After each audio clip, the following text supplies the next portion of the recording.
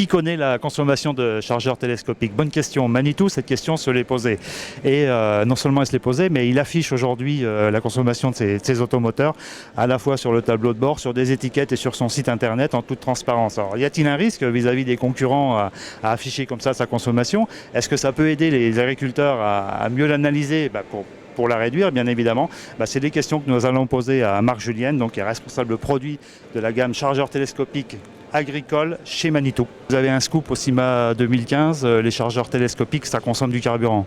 Et oui, comme toute machine, les chariots télescopiques consomment aussi. Ouais. Nous avons mis en place un programme que nous appelons Reduce. Le programme Reduce sert, on va dire, à afficher pleinement la consommation de nos machines. Nous avons calculé la consommation des chariots télescopiques. La première chose, on s'est rendu compte qu'il n'y avait pas de cycle normalisé sur les chariots télescopiques. Quels sont les 4 cycles de fonctionnement d'un télescopique? Premièrement, nous avons la manutention, qui est, on va dire, le premier cycle du chariot télescopique. Deuxièmement, le chargement.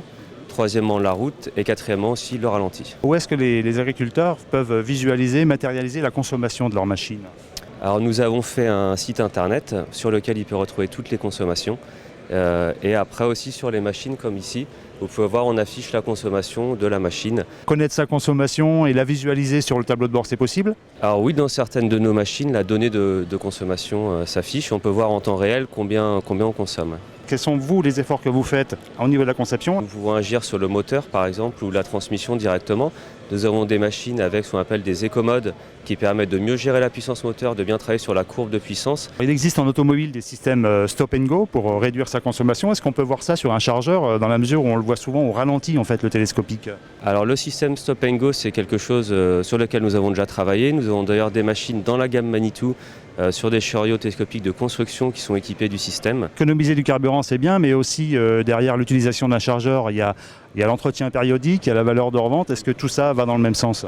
Alors là, c'est aussi toute la logique de ce stop and go, c'est que pendant que la machine effectivement ne travaille pas, on arrête le moteur, du coup on arrête le compteur, et ce qui fait que la valeur de revente est plus élevée.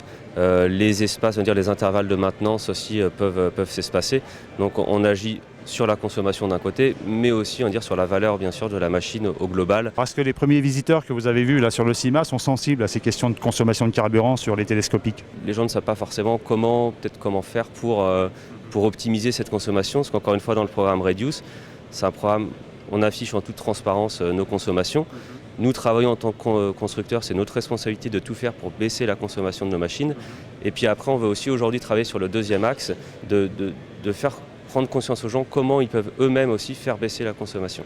Et du coup, c'est ces conseils d'éco-conduite, c'est ce simulateur, c'est quelques bonnes pratiques de conduite. Peut-être quelque chose de conjoncturel qui ne vous aide pas, c'est la baisse du prix du pétrole. Est-ce que ça va renforcer la sensibilité des agriculteurs au problème?